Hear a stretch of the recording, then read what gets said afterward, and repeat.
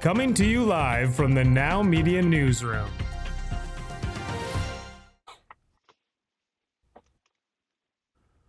Well, David Eby now found religion. He's not going to run that ad, but let's play this clip here. For the sector. On the advertisements, we've committed to the federal government that when the time comes to be speaking directly to Americans, we'll do it in partnership with them. We will not be running the ads by ourselves. We'll make sure that we're in line with strategy going forward. And that is a recognition on our part for the sector. You know, like they've come to this realization, 7 months late, that they should act as a team. Like how, like total chaos. Like, I mean, who's running this show? Like they've now realized that they should not just go off all on their own and act like a bunch of, like they must have had a strategy, you'd think. Or are they that bad? But Is competence that high? He hasn't realized that. I think it's much worse than that.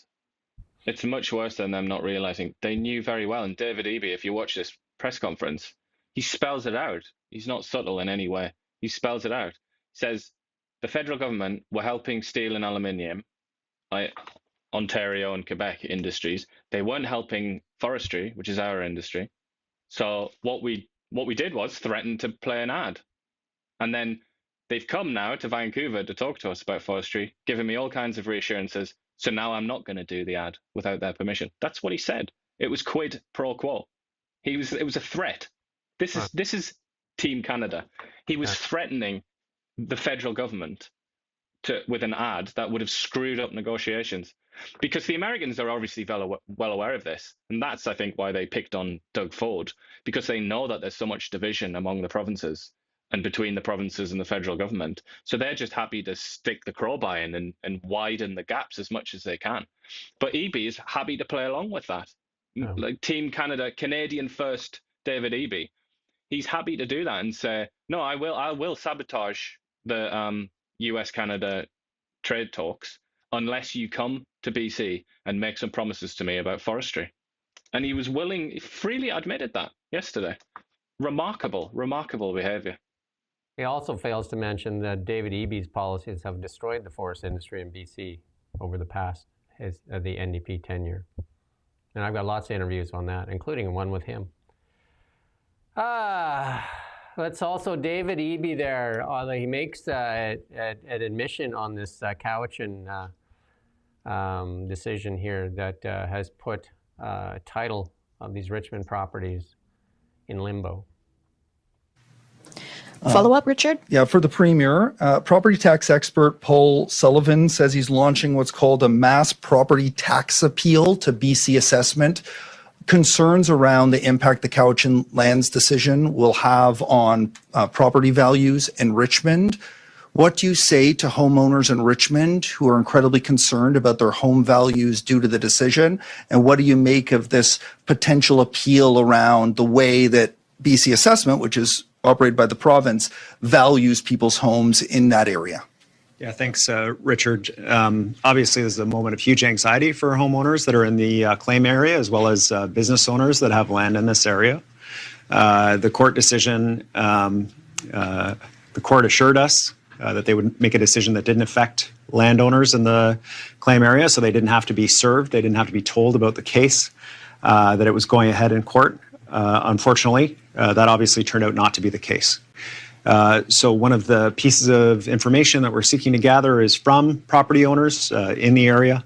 If they're running into impacts that are related to financing or other related issues, it's helpful for us to know. We're applying to the court for something called a stay, which is a pause and a stop on the decision until the Court of Appeal has a chance to consider that. That's important evidence for the court to be able to hear.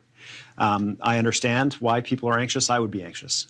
But I want to reassure people we are going to court. We're bringing forward any information that we have. Currently, to date, we don't have information that banks are reluctant to loan in relation to these properties.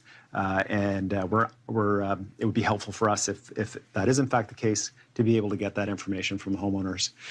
People still own their properties. You still are able to sell your properties. But the uncertainty, I recognize, is a serious issue, and we need to resolve that as quickly as possible, which is why we've been expediting our work at the Court of Appeal to be able to get there. I would say those are, again, a lot of half-truths. I've interviewed Jeff Boyce 3 times now, the Aboriginal lawyer that's worked for the government for 31 years and under 6 different governments, and also now practicing on his own 33 years and focusing on Aboriginal law. Sure, you can sell that property. Pennies on the dollar, maybe? Like, who's buying it? Do you know what I mean? David Eby says you can sell the property. Who would buy it? And can you get a mortgage on it? What does the bank want? What does the bank want from you in exchange for a loan? The title to your property. They hold the title to your property. What title can you offer them right now? Here's a title that may or not be mine. Do you think they're going to accept that? But it was such a cop-out. It was like Bill Clinton or something levels of sliminess there, wasn't it? Where he was saying, how did he phrase it exactly? That we don't yet have any indication that, or something like that. It's like, God's But he sake. also said, is that all you've got? This is one of the things when I interviewed Jeff Moyes. They didn't inform the property owners that their property was in question. They weren't even allowed to defend their own properties at that time. David Eby knew, and he said the court assured him that that wasn't going to be the case. So he had some assurance from the court that turned out to be. So David Eby withheld that information from the public and from those homeowners, not even allowing them to protect their own property. And according to Jeff Moyes, they didn't argue extinguishment. And then, so what right? I mean, this is the whole big question for the Crown. So the Crown then it sold that property originally to a private landowner. So then the only recourse really is to sue the government. And I hope the BC government has trillions of dollars in its pocket, because David Eby has made a mess. I mean, he's made a mess of healthcare. Healthcare is just bubbling over. You and I did that interview with Jonathan Kay, like a national journalist here. And he says, they look at what's going on in Canada and think it's a mess, but then you look over at BC and say, what is literally going on? You have a conservative government that's in chaos, which is John Rustad. I don't know how he's still hanging in there. And then you have David Eby living in La La Land. Look, he allowed all this stuff to happen, all these secret negotiations, and he continues to do this. Rustad's asked him to stop all these secret negotiations. Also interviewed Jeff Moyes and talked about the Haida decision. You got to watch that too, because it breaks down that Haida decision and how that decision plays out with all these other decisions.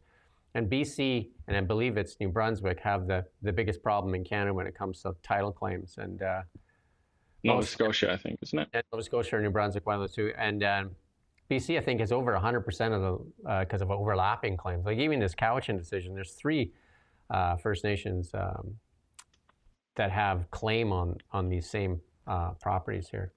And that's still going to court, because they asked for 1,800 acres. They got 800 awarded, and there's still the other 1,000 are up for claim there. And I just saw a tweet that some other First Nations is going after more land. So David Eby has opened a hornet's nest there, not arguing extinguishment, and the legitimacy of the Crown to award property. Like, I mean, and I interviewed the finance minister, Brenda Bailey, recently as well, and I said, we talk about certainty and investment. What about this? And she's like, oh, we're definitely going to appeal this. David Eby just admitted you knew about this, and you allowed it to go without the landowners having any say in this property, because you said you were assured by the courts. I mean, this should be the biggest story going right now for BC. Because right now, Rob Shaw's reporting, a journalist here in British Columbia, Richmond owners unite to fight taxes on land caught. Because, again, the City of Richmond still charging taxes on land, apparently not theirs.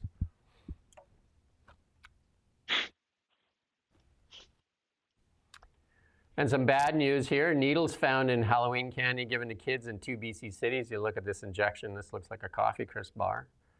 I think that's a sewing needle, isn't it? Yeah. Yeah.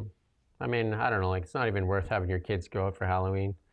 Just to have each bedroom dress it up, and I mean, kids don't need anyway. It's such a horrible violation, this, though, isn't it? Because it's like violation of trust. It undermines the openness of society and like the implicit trust that you have in your neighbors. It undermines that, something very precious and very hard to obtain and build. But it happens every year. I can't remember the last year that there wasn't this kind of story. So one of the big things for capital, and capital can move around now, because like even when you have a guy like Trump saying, "Hey, bring $1 billion to the United States, I'll fast track you, I'll do everything I can."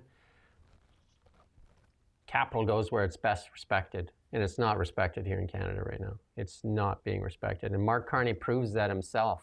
I mean, I don't care what you say, Lightning Rod. Mark Carney proves that himself. Capital's not respected here in Canada. Mark Carney moved Brookfield to the United States, and he said why. Why did he say? He said because better access to funding there. And then Mark Carney's company, Brookfield, just did a major deal, a bigger deal than Canada's done since he's been in power. $80 million deal, along with another Canadian company, Cameco, to do 8 nuclear reactors in the United States. We don't just report the news, we live here too. We're your neighbors, bringing you stories that matter to all of us. No government funding, no outside influence. Kelowna Now, local, independent. News you can trust.